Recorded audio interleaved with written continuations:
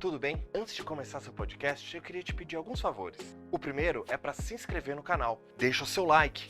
Assim, vamos saber que você gosta deste conteúdo. Faz um comentário aqui embaixo para nós. Sugestões são sempre bem-vindas. E por último, clica lá no sininho na página da Pump. Assim você vai ser lembrado do seu podcast preferido. Agora sim, o seu podcast já vai começar.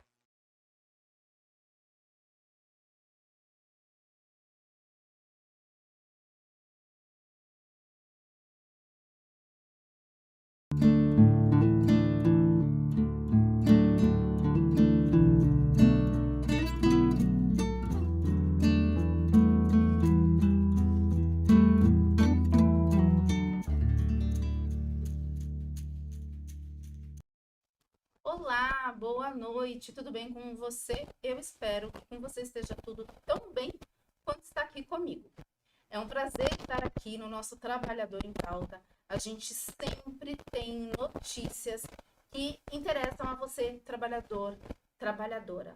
Se você tiver alguma pergunta ou alguma sugestão, fique à vontade em colocar aí no nosso chat, tanto no YouTube quanto no Facebook. E se você quiser ouvir o que a gente está conversando, a partir de amanhã, esse nosso programa vai estar disponível também no Spotify. Então, você vai ter sempre muitas e muitas chances de saber, de compartilhar essas conversas, essas reflexões que fazemos aqui para você, trabalhador, trabalhadora. Muito bem, vamos aos assuntos de hoje. A gente vai começar conversando sobre uma professora que infelizmente foi a óbito depois de ter o seu afastamento negado. Junto comigo para a gente conversar sobre esse e outros temas, nós temos aqui no estúdio uma colega que é advogada trabalhista, né? Trabalhista. E que vai fazer duas coisas. Ela vai se apresentar e dar boa noite para você que está aí nos acompanhando. Olá, boa noite, muito boa noite para você que está aqui acompanhando a gente. E vamos conversar um pouquinho sobre o que está acontecendo atualmente na Justiça, né, em 3 pontos específicos, começando dessa professora com o seu benefício previdenciário negado, né, mesmo com um diagnóstico que é um diagnóstico que tem crescido, né, de endometriose, e veio a óbito. E veio a óbito.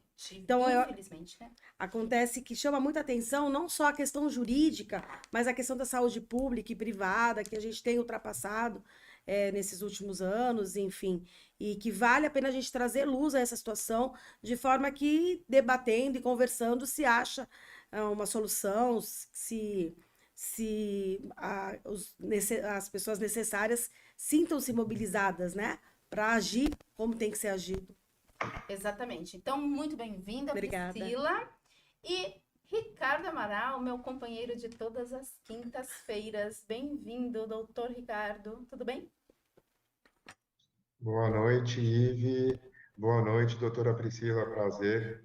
Muito bom estar com a senhora aqui, né, no programa de hoje. E dar boa noite para todos os nossos ouvintes, né?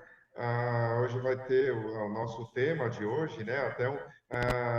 É um pouco mais sério, mas a gente vai pretender debater isso de forma que seja um pouco mais leve, mais tranquila, né?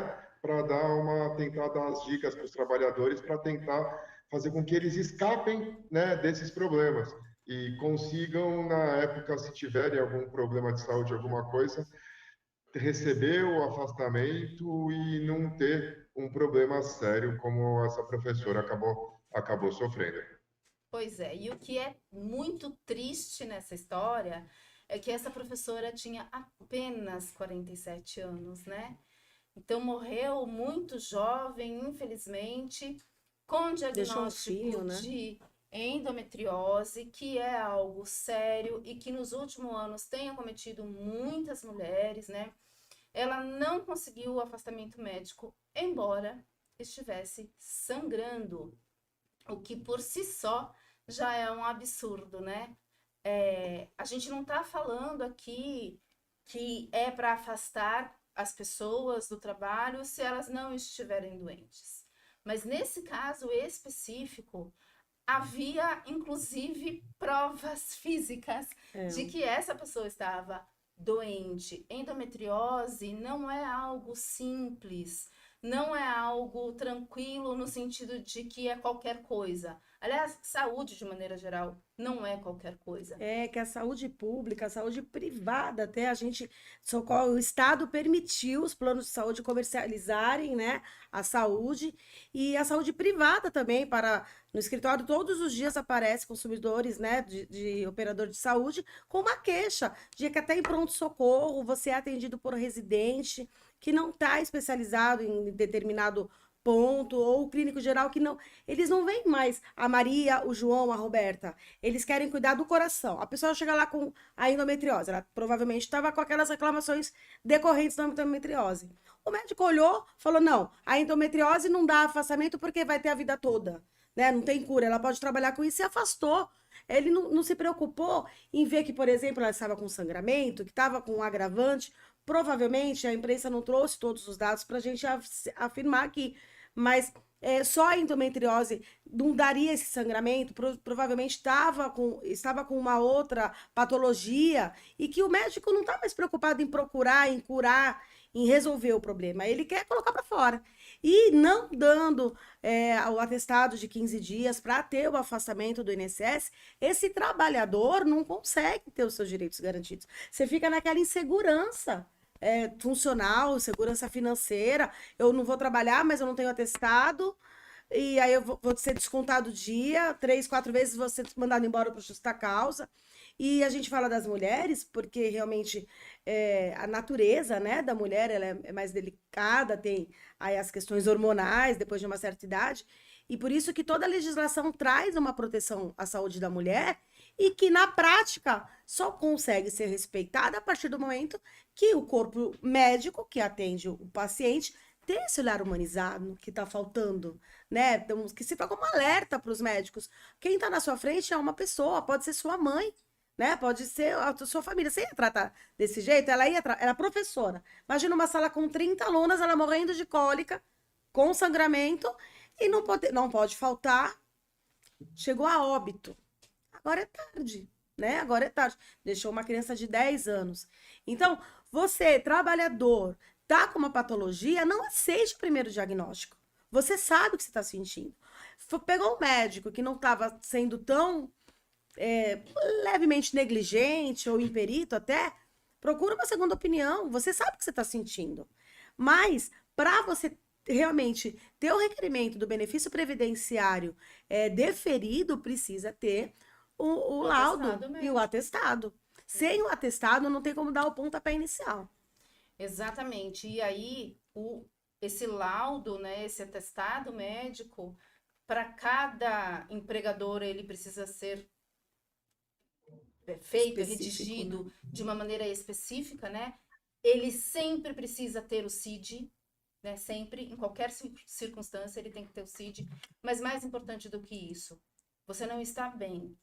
Você não se sente bem, seja você homem ou mulher, não importa. A gente está falando de um caso específico que aconteceu com uma mulher.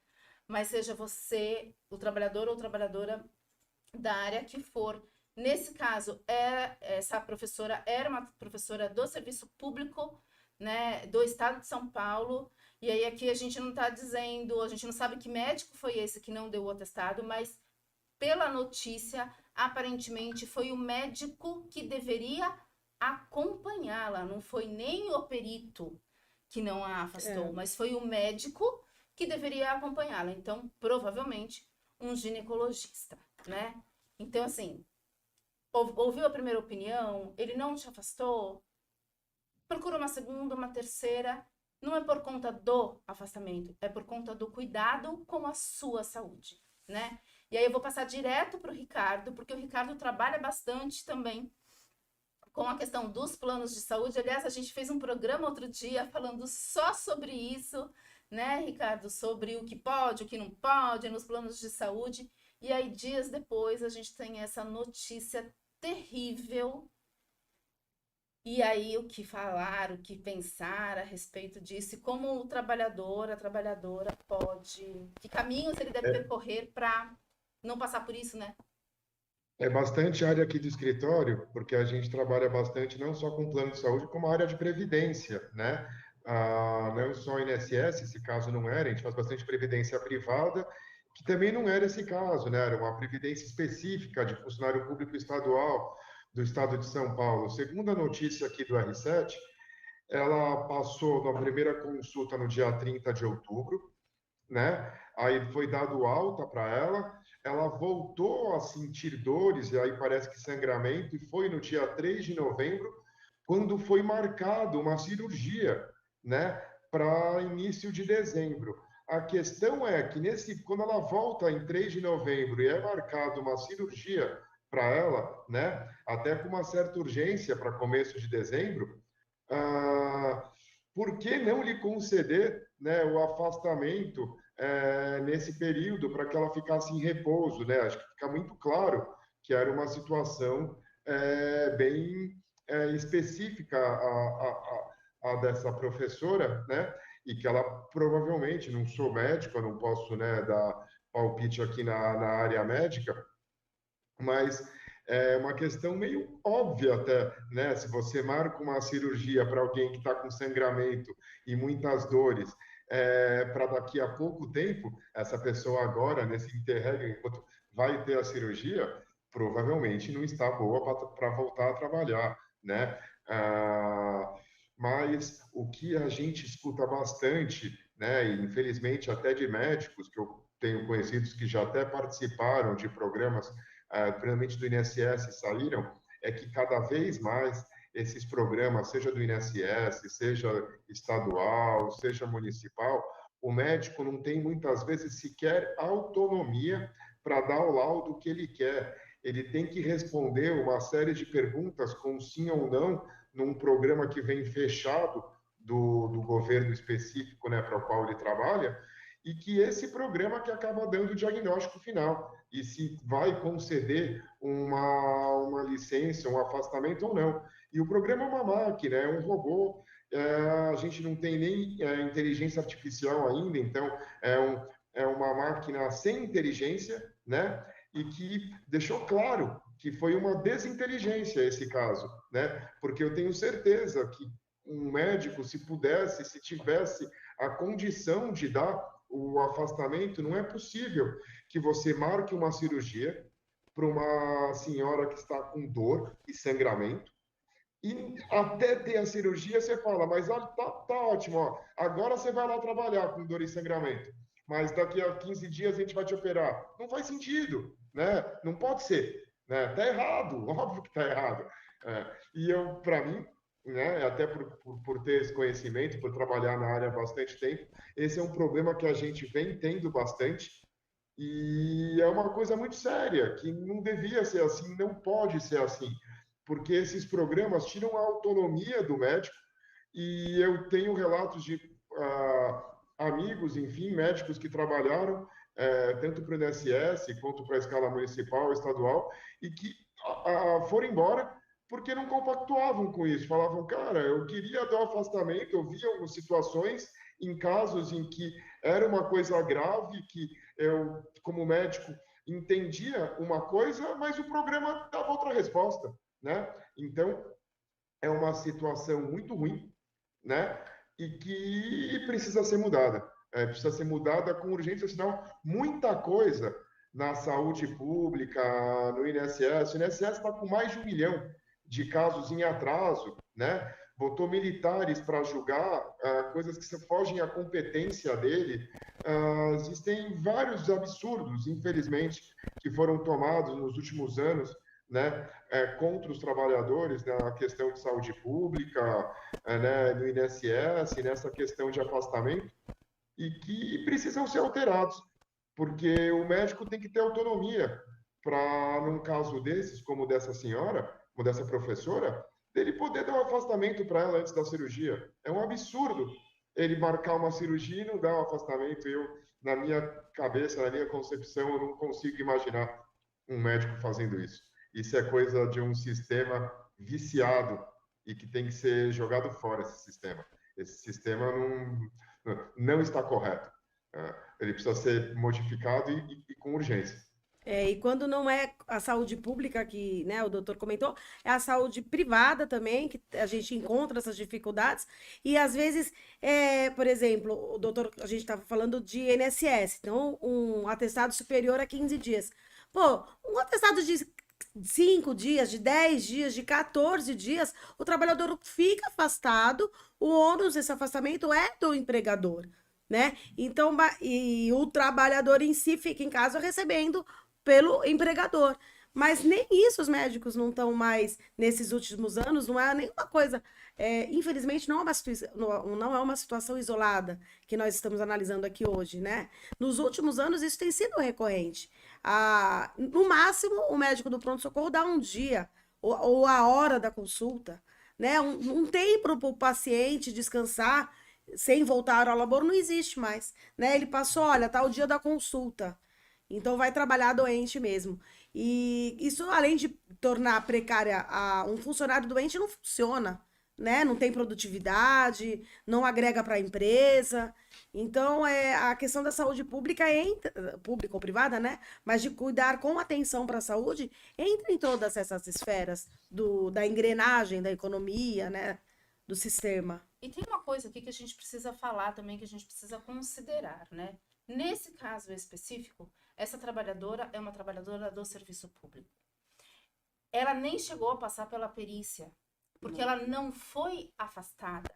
E ela não foi afastada pelo médico que deveria, então, acompanhá-la. Então, logo, considerando tudo que o doutor Ricardo fala e concordando com ele, mas aqui nesse caso, não tem ainda esse sistema, não chegou ainda nesse sistema em que ela precisa passar pela perícia e aí o médico vai respondendo sim ou não de acordo com as coisas que vão acontecendo. Nesse caso específico, essa professora foi atendida por um médico, e aí a gente não sabe se foi no pronto-socorro, se foi um médico particular, enfim, não sabemos, e também é indiferente onde ela tenha sido atendida, né? Mas a gente também sabe que existem médicos que acham que você está procurando simplesmente porque você quer um afastamento. Nesse caso, é funcionária pública, professora, se faz de coitada, se faz de vítima. E posso dizer isso porque já ouvi isso infinitas vezes, muitas vezes, porque há, infelizmente, profissionais que acreditam que todo funcionário público não quer trabalhar. E aí não afasta, ou até dá um castigo, né? Que é colocar lá no soro, não quer ir trabalhar? Porque é isso que muitas vezes eles pensam. Não quer ir trabalhar, então coloco você lá no soro, te dou uma benzetacil, te dou aquele protocolo que quando você vai nos hospitais e normalmente é o residente que te atende, eles dão aquele protocolo que é de pirona, um remedinho para você não vomitar e mais alguma coisa, um sorinho na veia e te deixa lá de castigo por algumas horas, te achando mesmo de verdade, como se você tivesse procurado aquele hospital só para ter um atestado. E nesse caso específico, está muito explícito que se essa professora estava sangrando, não se tratava simplesmente de procurar um médico para ter um atestado, porque ela estava fingindo estar doente, né? Você não consegue fingir um sangramento, por melhor ator, por melhor atriz que você seja. Um sangramento não dá pra gente inventar, a não ser em cenas de novela, em coisas, né, gente? Vamos falar Esse caso, sério. assim, não tem nem como a gente pensar que o médico possa ter imaginado que ela estava inventando, por isso que às vezes eu fico até uma certa estranheza, porque foi marcada uma cirurgia. Exato. Então, se ele achou que ela estava inventando, como é que ele marca uma cirurgia? Ele marca uma cirurgia para algo que era uma invenção? Não faz sentido. se ele marcou uma cirurgia, ele viu a gravidade, né? Ninguém marca uma cirurgia à toa. E Não um era uma mês, né? cirurgia Ia demorar um estética, mês para a né? cirurgia. Não era uma cirurgia de vaidade, uma cirurgia estética, não. Era uma cirurgia de urgência, né? Para tratar de um problema de saúde. Então, você marca uma cirurgia de urgência para alguém, para tratar de um problema sério, e não vê a gravidade, né? Assim, não faz sentido. É muito né? A conta não estranho. fecha. Não tem coerência, porque ao mesmo tempo ele nota a gravidade, marca a cirurgia, Mas e não não faz. pode, nesse E manda ela mesmo trabalhar. tempo, não entender a gravidade e não dar o afastamento, não dar o repouso. Né? Quem que não fica de repouso antes de cirurgia? Né? Não faz sentido. Esse caso é algo assim que, né, tem que ser estudado, porque Na verdade, não tem lógica, não tem conclusão. Assim, né? Você não pode imaginar que o mesmo médico que marca a cirurgia não dá o afastamento, não pode ser. Estranho, né? mas eu acredito que... Pela matéria, só, desculpa, terminando, Imagina. o que para mim não ficou claro, né? Aí que na matéria, às vezes, o texto do jornal é rápido. Se quem marcou a cirurgia foi o primeiro médico que ela foi atendida no dia 30, que notou a gravidade, marcou a cirurgia e ela volta com dor depois no dia 3 e o cara fala, você não tem nada, vai para cá e vai trabalhar, ou se for outro. Às vezes pode ter acontecido isso. Lá. Mas por que aquele do dia 30 já não deu afastamento? Né? De qualquer forma. É confuso. Né? Mas eu acredito que essa segurança do médico em ser negligente e não ter nenhuma preocupação deve ser atribuída a dois grandes fatores. Uma é o corporativismo médico, ele transcende o hospital, né? Quando é comum uma ação de reparação por danos médicos que você não encontra uma prova, um laudo conflitante, por exemplo. Eles são relutantes em dar um laudo confrontante, vai para a perícia e eles têm um excesso de ética que, por exemplo, nesse caso, eles vão arrumar uma desculpa. Então, a questão do corporativismo médico ser, inclusive, prejudicial para a sociedade é uma situação que merece realmente ser melhor estudada. E quando a gente fala que esse médico vai ser mais um para estatística, eu acredito que se os familiares buscarem os seus direitos, procurarem rever nome, tá lá quem foi o médico CRM, que consultou ela, por que você não tem o atestado? De repente ele vai falar, não, eu dei o atestado, ela que não apresentou. Tudo pode ser possível, mas que a gente precisa saber o que aconteceu, precisa. Porque não é seguro viver numa sociedade onde você vai para o pronto-socorro, só é atendido um pronto-socorro particular, de saúde privada, que complementa a saúde pública, que é ineficiente, e você é atendido por residente que te trata de forma negligente, sem nenhuma supervisão do médico que está lá, e você sai com a mesma dor que você entra. Você vai várias vezes por conta do mesmo motivo. Isso tem sido nos últimos anos. Acredito que desde a época dos mais médicos, a gente tem estado numa ladeira abaixo. A saúde pública e privada.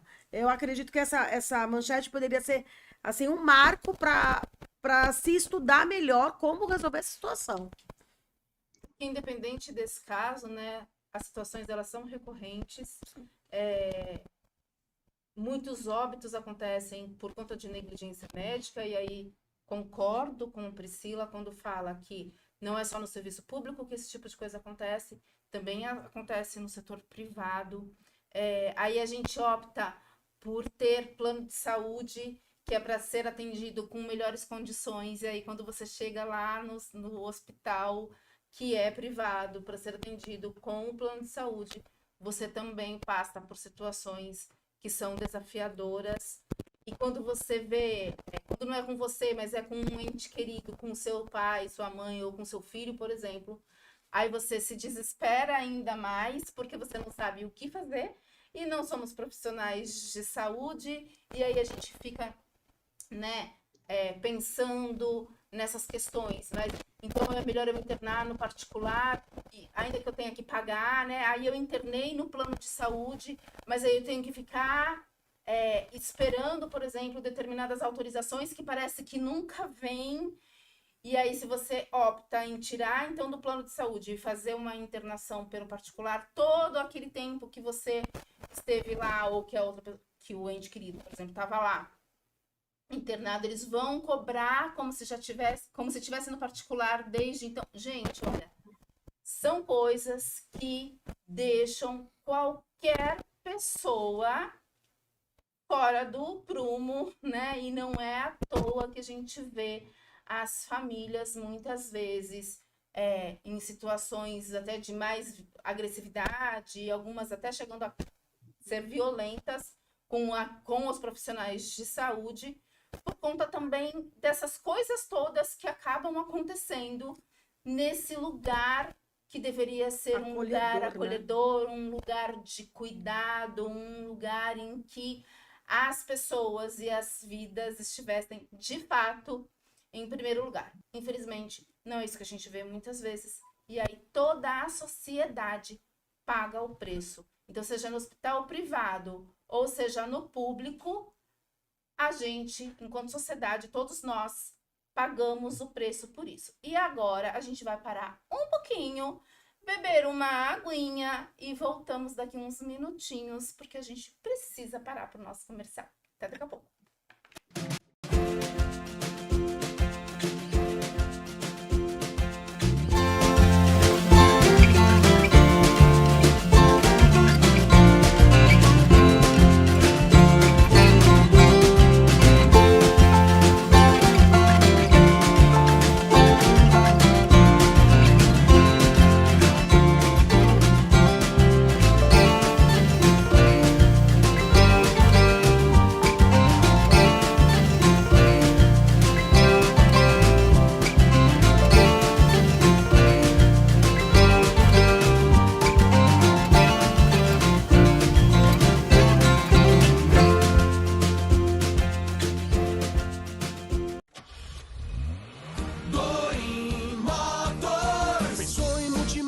Pensou Doim Motors, zero e seminovos pra você comprar. Prêmio nos modelos, grande variedade, qualidade extrema, credibilidade. Doim Motors, Doim Motors. Quer comprar seu carro? Shopping The Blue, Senador Feijó 686, Loja Térreo, Santos, fone 3327-8001. Doim Motors. O que é oratória? Oratória é a arte de falar em público, de forma estruturada, deliberada, com a intenção de informar, influenciar ou entreter os ouvintes. Mas na Vox, oratória é muito mais que isso. Oratória é subir no palco e encantar multidões. E também usar as palavras para encantar uma única pessoa. É ser claro e persuasivo para ser o novo chefe ou o próprio chefe. É conseguir expor suas ideias e defendê-las em qualquer lugar. Oratória para Vox não é só sobre ser a maior franquia de cursos de oratória da América Latina. E é muito mais que ser uma academia com 80 técnicas e 150 dinâmicas. Oratória para Vox é transformar vidas para que elas transformem seus mundos. Vox to You. Fale bem, não importe a quem, não importa onde.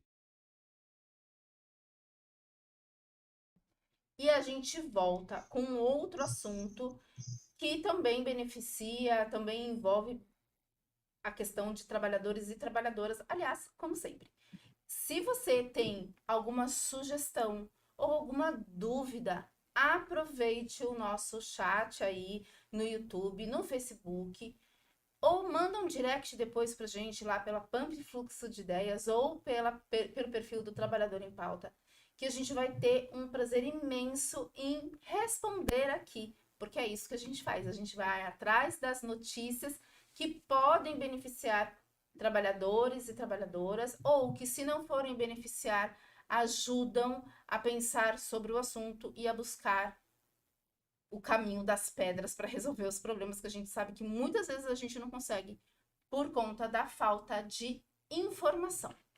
E aí, falando em informação, a gente tem aqui uma notícia de que a Justiça do Trabalho suspendeu preventivamente, então não é para sempre, o acesso aos sistemas de pagamento de alvarás eletrônicos em todo o país. Bom, a suspensão foi em todo o país, mas por conta de um evento isolado que aconteceu no Rio de Janeiro, que é essa falta de segurança, né, no acesso ao pagamento. Então, problemas aqui com a Caixa Econômica Federal e com o Banco do Brasil. E Informática, né? informática, TI, esse mundo leia-se- informatizado. assim, né, esse problema. Então, no dia 11/11, agora na última sexta-feira, foi aberto um procedimento para entender o que tinha acontecido, afinal de contas, né? Foi acionada a Polícia Federal e também o Ministério Público Federal para poder dar conta disso tudo, entender o que aconteceu, afinal de contas. Então, vou passar para os meus colegas que estão me acompanhando aqui hoje, né? Doutora Priscila e doutor Ricardo, para falar um pouco disso. Eu vou começar com o Ricardo. Ricardo, queria sua análise a respeito do que está pegando. Afinal de contas, o que está pegando? Primeiro, vamos torcer para que volte no dia 21, né? Que foi o prometido pela Justiça, mas, né, temos que ver se eles conseguiram resolver o problema. Infelizmente, né, o sistema de pagamentos, né, e da Caixa são vulneráveis, já passaram por problemas antes, e é uma situação ruim, né? Porque o trabalhador às vezes espera tantos anos, né, para receber uma ação trabalhista, aí quando tá para sair, quando ele acha que vai receber o dinheirinho, né, aí vem uma notícia dessa. Ainda mais no final do ano, ainda mais agora na época da Copa do Mundo, perto do recesso, e se não resolverem agora, né? Logo, logo o recesso está aí. Então é uma situação muito complicada, certamente vai atrasar muita guia, porque depois que o sistema voltar a funcionar, né, todas essas guias que deixaram de ser feitas e passadas e transmitidas vão formar uma fila, né, e com Copa do Mundo, menos dias úteis, né, de trabalho, porque vão ter meios expedientes, e a gente sabe que esse dia de meio expediente, Jogo do Brasil à tarde, de manhã, não é exatamente aquele dia, né, Produtivo. que tem o trabalho mais produtivo. Então, isso vai atrapalhar e, infelizmente, vai atrasar bastante guia, né, vai atrasar um dinheirinho aí que às vezes o trabalhador está esperando há bastante tempo. Eu vou pedir licença para voltar para o último assunto, né? Eu defendi no começo, eu não defendi, eu falei, eu achei estranheza até do médico marcar a cirurgia e não dar o afastamento, mas eu deixar claro a minha concordância com vocês, infelizmente, né? Essa hora, todo mundo, hoje em dia, é super liberal em tudo, quer privatizar tudo até ficar doente. Aí lembra que, sabe, hoje em dia, às vezes o problema é isso. Antigamente o INSS tinha um médico do INSS que era mais humano. Hoje em dia ele tem um sistema que é operado por uma empresa que subcontrata médicos. É igual o que acontece no teu plano de saúde ou no hospital que você não vai mais ser atendida pelo médico do hospital ou pelo médico do plano, é por um médico terceirizado de uma empresa que está terceirizando aquela área específica do hospital e tem que cumprir metas e não pode pedir exames e tem que atender o paciente em 10 minutos, porque ele tem que atender sei lá quantos pacientes, né, por hora, 6, para atender um a cada 10 minutos, enfim, é um profissional absolutamente esgotado, né, super atarefado, batendo 3 metas, com 5 chefes em cima dele até chegar no hospital, ou no INSS, ou no plano de saúde, que acaba, né, fazendo esse atendimento totalmente errado, equivocado, temeroso, né.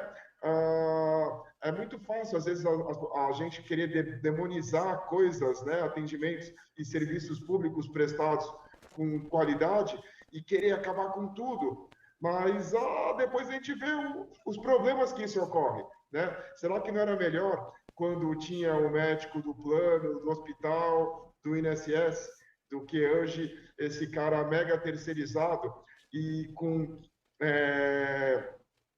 tendo que bater metas absurdas, né, e não podendo pedir exames sob pena de ser trocado por essa empresa que terceiriza, né, aquele setor que ele tira um e põe outro e está tudo certo, porque hoje em dia a pessoa não vai mais no médico do plano, infelizmente eles rodam, né?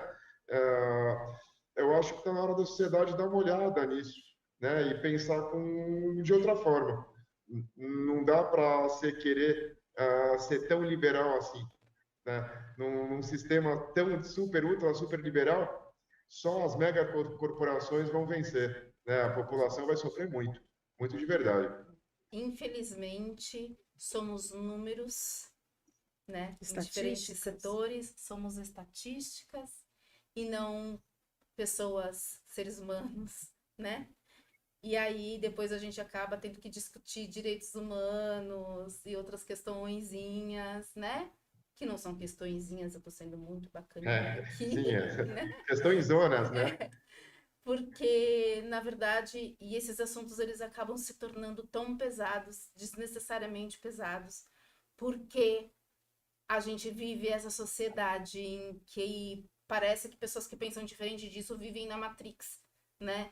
E não como deveria ser, porque deveria ser de outro jeito. No fim das contas, não é. No fim das contas, os trabalhadores e trabalhadoras que poderiam receber, por exemplo, um dinheiro, né, de sentenças, Que já tá. coisas que já estão há tanto tempo na luta, atrás dos benefícios, na verdade, vão de novo amargurar, talvez, né, esperamos que não, mas amargurar um final de ano de novo pesado, né, e aí, de novo, vai envolver coisas que a gente fala aqui em todos os programas, né, as questões emocionais, o adoecimento, não só físico, mas mental dessas pessoas que, por conta de um problema na certificação digital de uma determinada empresa que presta serviço para a Caixa e para o Banco do Brasil, os trabalhadores e trabalhadoras que estão há tantos anos esperando por um benefício, por receber uma sentença, algo assim, né? E os advogados aqui podem falar muito melhor do que eu a respeito disso. Eu posso falar da questão terapêutica que isso envolve. Essas pessoas acabam adoecendo mais, porque já ficaram tanto tempo na espera e vão ficar, sabe lá Deus, quanto tempo de novo, né? à mercê. E é isso, a gente acaba ficando à mercê desse sistema, né? A verdade é que os alvarás, eles já encontram uma fila, né, doutora? A gente já encontra uma guia que está para ser expedida desde 2, 3 meses, aí o trabalhador efetivamente só vai pegar esse dinheiro depois de 2 ou 3 meses que a empresa fez o depósito. Porque cada vara, cada juízo tem ali a fila interna deles. Então, são os mesmos trabalhadores que fazem diversas funções, né? E o alvará judicial é uma das funções deles. Então, a empresa deposita no dia 10 a condenação, no dia 11 não está na mão do trabalhador. Vai para a expedição do alvará, que passa por como se fosse um cheque, né? Eu falo para os clientes, como se fosse um cheque, que passa por 3 análises, vai para a assinatura do juiz, volta, manda para o banco também tem esse tempo da compensação. Tudo isso, até chegar na mão do trabalhador, efetivamente, da sociedade em si, demora. Para o advogado, é uma verba alimentar, né? O advogado é uma verba alimentar que deveria ter até prioridade, porque é fruto do trabalho dele. Para o trabalhador é uma forma existencial, né? Foi uma decisão que ele tem direito e criou-se uma série de rituais. O processo judicial tem muitos ritos, né? Mas o pagamento, que deveria ser uma parte célere, uma parte muito rápida do processo, se rasteja assim, como uma tartaruga bem pequenininha, às vezes 2, 3 meses, que para o trabalhador é crucial. Isso já estou falando no mundo ideal, no mundo em condições normais de temperatura e pressão. Agora aparece a questão do hacker, né? De um problema da certificação digital. a gente tem consciência de que a informática e esse boom, né, que acabou acontecendo com a pandemia, das audiências serem virtuais, das expedições de alvará. Antes o advogado tinha que ir no cartório, pegar, levar no banco. Agora é tudo automático. Mas quando dá para dar um erro, é geral, ó, do país todo. E é o efeito dominó, né? A gente sabe também, porque a tecnologia também é isso, ela traz muitos benefícios. Mas quando alguma coisa sai do script, ela é uma reação em cadeia, né? E aí pode ser uma resolução fácil, né? Em tese, que você resolve ali em poucos dias, ou pode ser algo que demore muito mais tempo para resolver.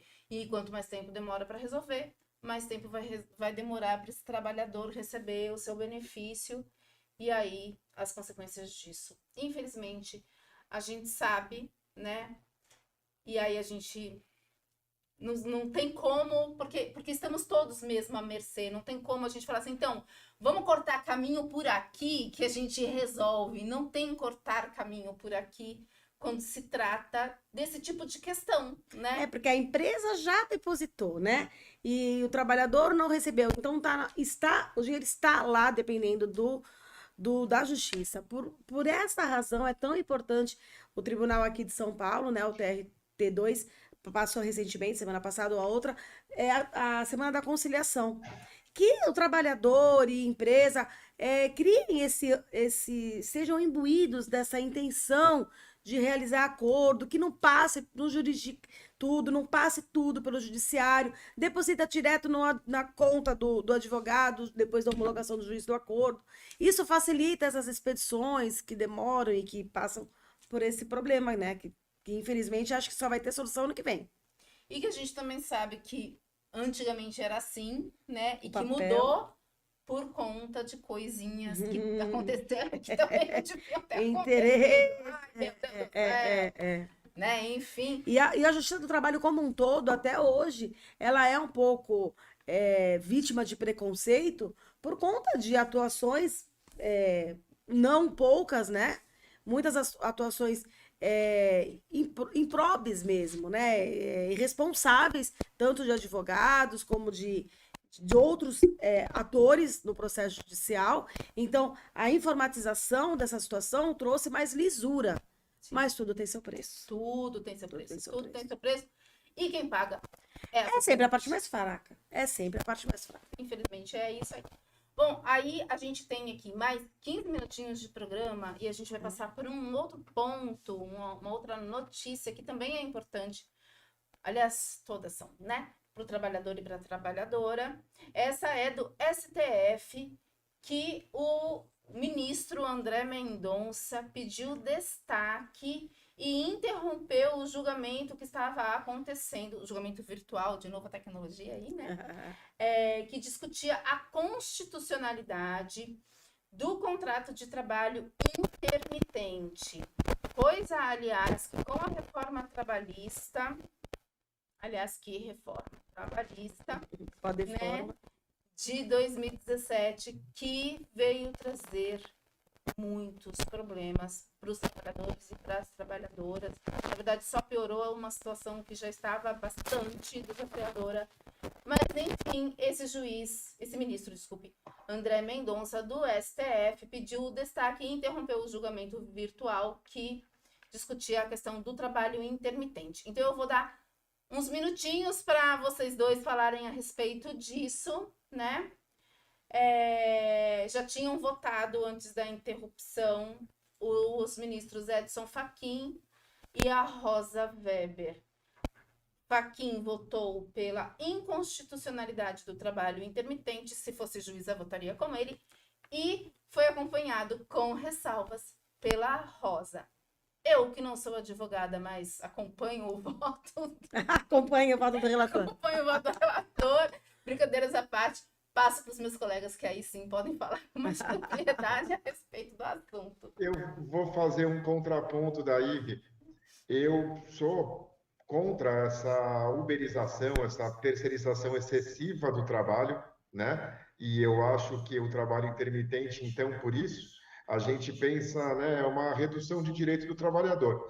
Mas nesse ponto específico, E exatamente em razão da uberização, dessas empresas e aplicativos cada vez mais comuns ao estilo do Uber, eu passo a ser a favor. Eu entendo que o trabalho intermitente, especificamente esse ponto da reforma, eu quero dizer que eu sou contra a maioria deles, né? Retiraram uma série de direitos do trabalhador, do banco de horas, enfim, né? De hora extra, hora em etinha, ele tem um monte de coisa aí que foi reduzido, mas eu sou um daqueles que defende com unhas e dentes que o trabalhador, né, que fica todo dia lá trabalhando para Uber ou para aplicativos similares, por exemplo, ele deveria ter seus direitos trabalhistas reconhecidos.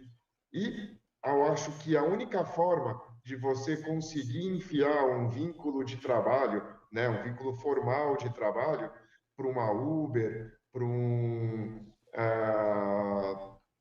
99 Táxi ou qualquer empresa similar, é admitindo o contrato de trabalho intermitente, porque é exatamente esse caso, né? Então, eu acho que ele tem que existir a modalidade, mas não para você falar, então, sei lá, para a Ford demitir todo mundo e contratar todo mundo intermitente, até porque eu acho que dificilmente ela tem como fazer isso, né?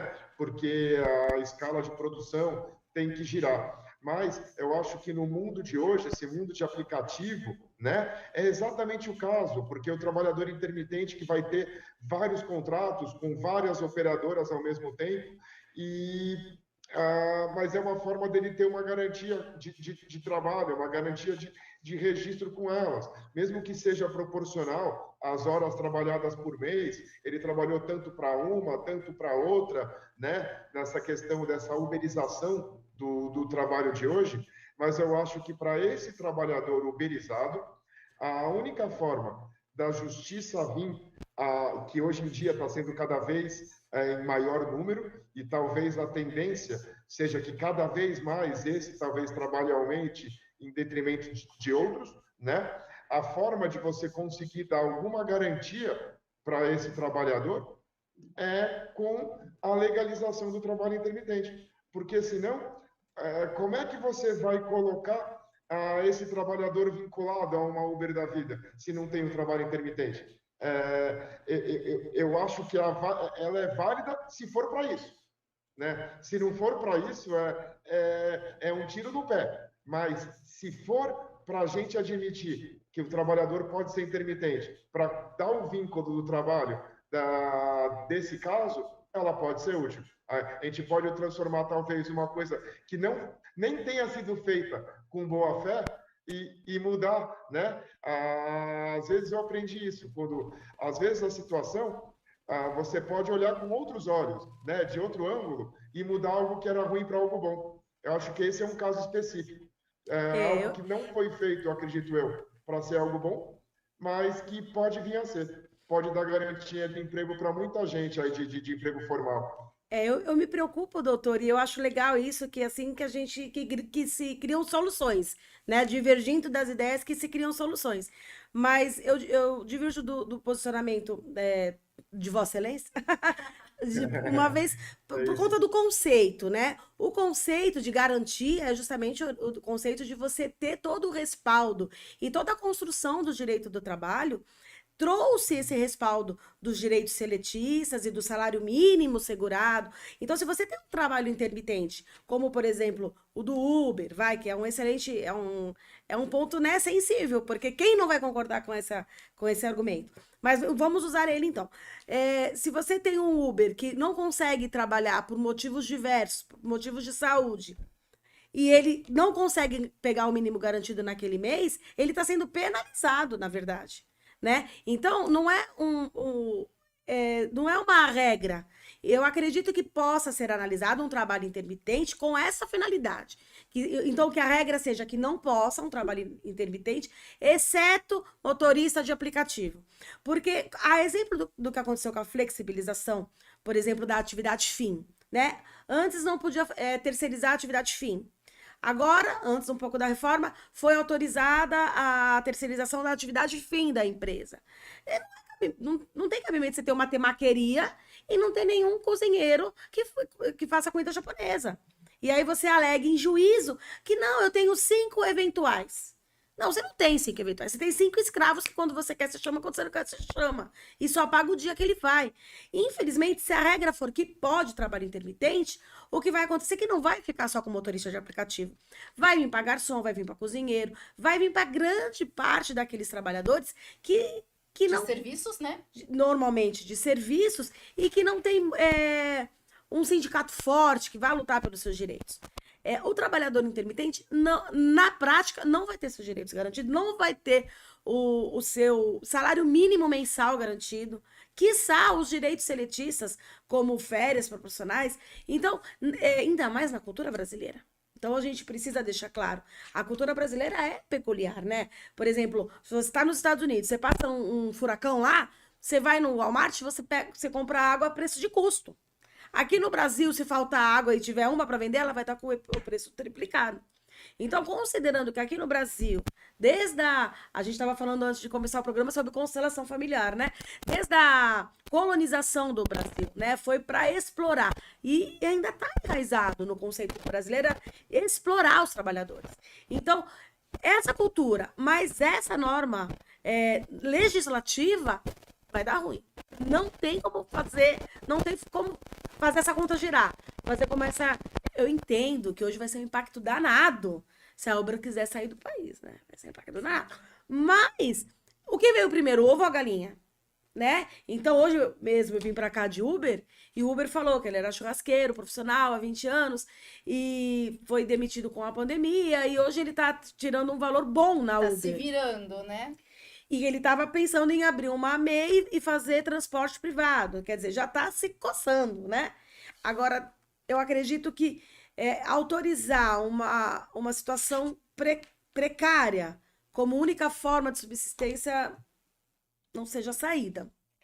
Eu tenho muitas críticas em relação à uberização, à pejotização. Eu acho que, voltando, né, ao exemplo do restaurante, gente, é o fim da picada você ter num restaurante um trabalhador PJ, seja ele o cozinheiro, o garçom, o que recebe na porta. Cara, esse funcionário, ele entra tal hora, É um problema ele conceitual. sai tal hora, ele tem ou não tem horário de almoço. Como assim ele é PJ? E isso é interessante que tem gente que ainda defende a pejotização. E é muito claro, é um problema de conceito. Quando você contrata um funcionário, você está contratando a pessoa física. Então, é aquela pessoa que tem que entrar e sair. A pejotização, você não contrata a pessoa física. Então, você contrata aquele serviço. Hoje vem o André, amanhã vem o Sebastião, cada dia vem um. Só que na prática, eles pegam o melhor de cada mundo. Eles pegam a pejotização, mas só o André. Então, o brasileiro... Dá nó em pingo d'água. Mas aí, dá medo. Pegando só o André, é fraude ao contrato de trabalho, né? É fraude, então. Por favor, eu quando assim, defendi esse ponto específico, não a reforma inteira, né? Que eu acho que a maioria dos problemas, e de forma alguma, a pejotização, a uberização. O que eu penso é ao contrário. Infelizmente, a uberização está aí, né? uma De realidade. diversos setores, não só às vezes não é só mais o motorista, tem a entrega, né? Quem que a gente pede hoje alguma coisa em casa não é mais um motoboy autônomo, é de alguma empresa hoje em dia, que é como se fosse uma Uber, né? Um Rappi, alguma coisa do tipo. E toda essa gente está sem garantia de CLT nenhuma. Então, e cada vez mais gente assim, né? Às vezes você ter o trabalho intermitente, esse ponto específico, né? Você pode ser uma garantia de trabalho. Pela reforma, o único direito trabalhista, e até por isso que eu defendo que o trabalhador intermitente não teria, seria o do seguro-desemprego. Todos os outros, né? Pelo menos é o texto da reforma, 13º, férias, fundo de garantia, está tudo colocado. Mas sim, doutora, eu acho bem interessante que talvez se possa botar ressalvas de atividades que possam ser. Então, olha, vamos admitir o trabalho intermitente, eu acho uma ideia excelente, mas não para todo mundo, né? O garçom não pode, mas de repente o motorista de aplicativo possa, porque é uma forma de você conseguir dar um pouco de garantia, porque eu entendo que esse trabalhador que a senhora pegou hoje no Uber, às vezes ele falou que hoje ele está indo bem, mas ele está indo bem até o carro dele aparecer um problema de ele ter que gastar 6 pau para consertar, né? Até ter que passar por uma revisão cara. Aí, de repente, será que ele está indo bem? Até acabar a isenção de imposto na gasolina e a gasolina voltar a custar R$8 Tá chegando. por litro, né? Aí que mais um mês acaba. Aí a gasolina volta a custar R$8 o litro e acabou o bem-estar dele. E ele volta a ser um trabalhador super explorado por uma empresa que não paga direito trabalhista nenhum, né? E quando eu defendi especificamente o ponto do trabalho intermitente é isso, porque eu entendo que é muito injusto com uma categoria com cada vez mais pessoas, né? Que estão nessa situação e que não tem direito trabalhista nenhum. E que com essa legalização poderiam passar a ter, né, e ser mais fácil para a justiça e para o poder judiciário, para os juízes do trabalho, aplicarem e entenderem a relação de trabalho que estão começando a entender. Já começou a aparecer decisão na justiça de vínculo trabalhista. A minha defesa era nesse sentido e eu concordo com a ideia da doutora de se colocar bem estrito mesmo, o que poderia ser e o que não poderia. Quem pode, quem não pode. É isso aí. Minha gente, nós vamos dizer adeus. Até semana que vem. Acabou. Mas acabou por hoje, tá? Só por hoje. A gente volta na semana que vem falando sobre talvez essa pauta e outras pautas. Já deixo aqui o convite para você voltar mais vezes. Foi muito bom receber você aqui, Priscila. Ricardo, como sempre, foi um prazer, né? Eu vou deixar os dois se despedirem, mas antes eu vou convidar você que está aí em casa para assistir daqui a pouquinho às 19h30 um outro podcast que eu também estou lá falando sobre coisas muito naturais que a gente pode fazer para ter um dia melhor, com mais qualidade de vida, com mais alegria. Então, daqui a pouquinho, 19h30, tem podcast novo no ar, lá, o Bem Natural. E lá na minha rede social, Ive Fávero, tem a chamadinha para o que nós vamos falar hoje. Deixo aqui no suspense, no ar, o assunto, para vocês irem lá verificar, tá bom? Obrigada pelo convite, obrigada pela parceria, doutor. Esse assunto é assunto para mais de metro, né? Poxa, a gente pegou uma polêmica aqui, uma hora não dá. Uma hora não, que foram 3 assuntos, né? 3 assuntos. Então, aqui, o direito da humanização médica, para mim, o coração até aperta. Mas foi um prazer estar aqui, pode me convidar, eu venho sim. Vai ser ótimo, com certeza. E até quinta-feira que vem, então. Ricardo. Queria dar os prazer para a doutora, foi um prazer fazer o programa com você, dar boa noite para todo mundo que está nos ouvindo e falar que quem quiser ter alguma sugestão, alguma dica, pode, se quiser, mandar no meu e-mail pessoal, direto, que é o meu sobrenome, guimarães.amaral@uol.com.br, e pode me encontrar, vai ver todos os temas dos programas, tanto no Instagram como no Facebook. É o meu nome completo, Ricardo Guimarães Amaral. Você consegue me encontrar lá e ver todos os temas, todos os programas que a gente já fez aqui. Se quiser depois procurar na Pump, fica à vontade para ver, é sempre um prazer estar mais uma noite aqui. Obrigada, grande beijo, então, para você que está em casa, que está no trânsito, está no trabalho, sabe lá Deus onde você está. Fiquem todos e todas com Deus e até daqui a pouquinho, 19h30, não percam. Bye.